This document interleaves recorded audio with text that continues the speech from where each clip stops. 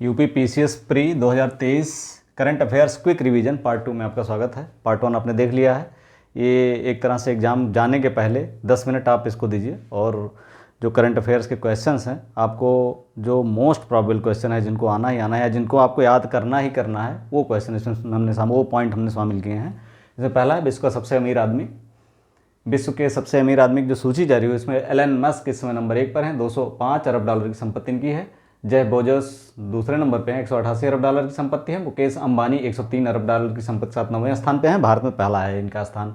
इसके बाद वैश्विक आतंकवाद सूची जारी हुई है, जिसमें नंबर 1 पर कौन सा देश है? अफगानिस्तान।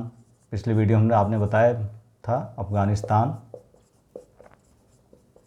दूसरे स्थान पर बुर्किना फासो है और भारत का स्थान 13वां है। ध्यान रखिएगा, पूछा जा सकता है। ओ वान थुआंग 3 मार्च को ये राष्ट्रपति चुने गए हैं। कहाँ के? वियतनाम के। कहाँ के? वियतनाम के राष्ट्रपति ये नए बने हैं, याद रखिएगा। वो वान थुआंग 3 मार्च। भारत से चूँकि रिलेशन इनका जो है थोड़ा सा वियतनाम का अच्छा है, इसलिए यहाँ से स्थितियाँ क्वेश्चन आने की बन सकती हैं। इसके बाद नुसंतारा राजधानी बनी है। किस देश की नई राजधानी है? ये है इंडोनेशिया की। इंडोनेशिया की नई राजधानी है। बोर्नियो द्वीप पर पूर्वी कालीमंतन प्रांत में है ये नुसंतारा, और 9 मार्च को इसे इंडोनेशिया की नई राजधानी नुसंतारा को बनाया गया है। ये भी पूछा जा सकता है। पेट्र पावेल, ये भी नई नियुक्ति है, चेक गणराज्य के राष्ट्रपति बनाए गए हैं। 9 मार्च को इन्होंने ली। ये नाटो के पूर्व जनरल हैं। कहाँ के हैं? चेक गणराज्य के राष्ट्रपति बने हैं और नाटो के पूर्व जनरल हैं ये।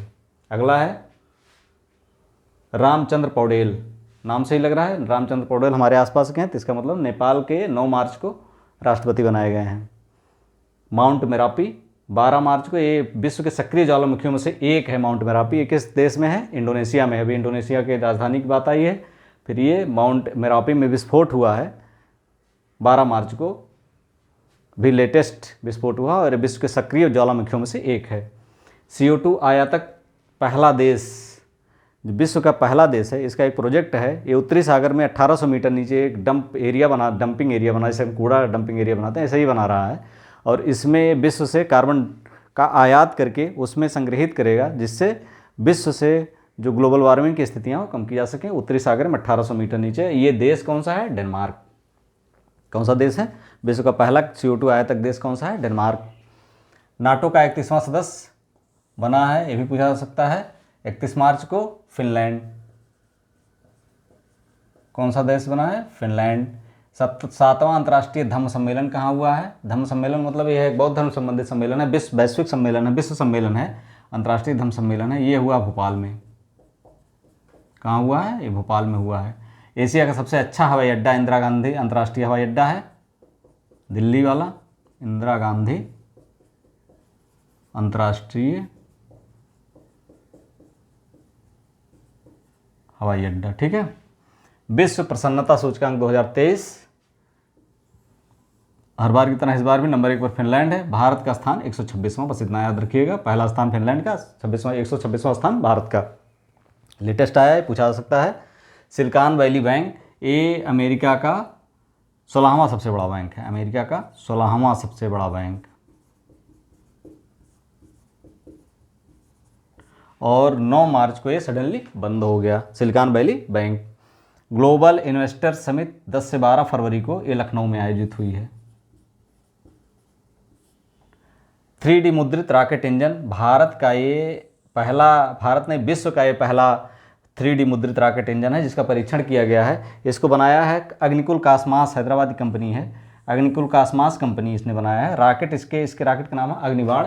और ये अगर सफल होता है, सफल परीक्षण किया गया, हालांकि इससे इसके 3D मुद्रित जो अन्य प्रोजेक्ट हैं, इसको लाभ मिलेगा। SSLV D2 10 फरवरी 23 को SSLV D2 द्वारा 3 रॉकेट का प्रक्षेपण किया है। Small satellite launch vehicle. SSLV D2 मतलब स्मॉल सैटेलाइट लॉन्च व्हीकल।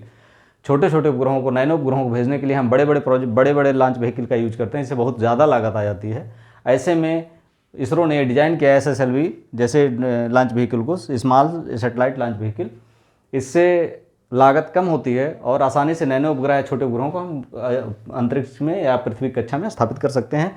इसने भी SSLV D2 द्वारा 10 फरवरी को 3 उपग्रह EOS 7, जेनस 1 और आज़ादी सेट 2 इसका प्रक्षेपण किया गया। E20 ईंधन है। 6 से 8 फरवरी को बेंगलुरु में एक समारोह के दौरान प्रधानमंत्री मोदी जी ने इसकी शुरुआत की और इसमें मतलब है कि पेट्रोल में 20% एथेनॉल मिलाया जाता है। भारत 5वां सबसे बड़ा उत्पादक एथेनॉल का है। अगर 1 अप्रैल से कुछ जगहों पर, चुनिंदा जगहों पर मिलने भी लगा है। इससे प्रदूषण तो कम होगा ही, लागत जो वाहन चलाने की लागत है वो भी कम आएगी। विश्व हिंदी सम्मेलन फिजी में हुआ है। कहाँ हुआ है? फिजी में हुआ है 15-17 फरवरी 2023। इतना है काफ़ी जानना।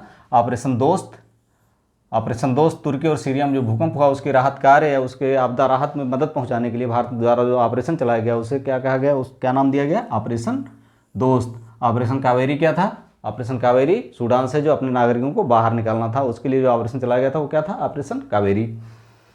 इसके बाद स्वामी दयानंद सरस्वती की 200वीं जयंती मनाएगी। ये भी पूछा जाता है कभी कभी। 200वीं जयंती थी ये 12 फरवरी से 100 वर्ष पूरे साल भर चलने वाली जयंती है स्वामी दयानंद सरस्वती की 200वीं जयंती। इसके बाद है unlawful activities prevention act, UAPA।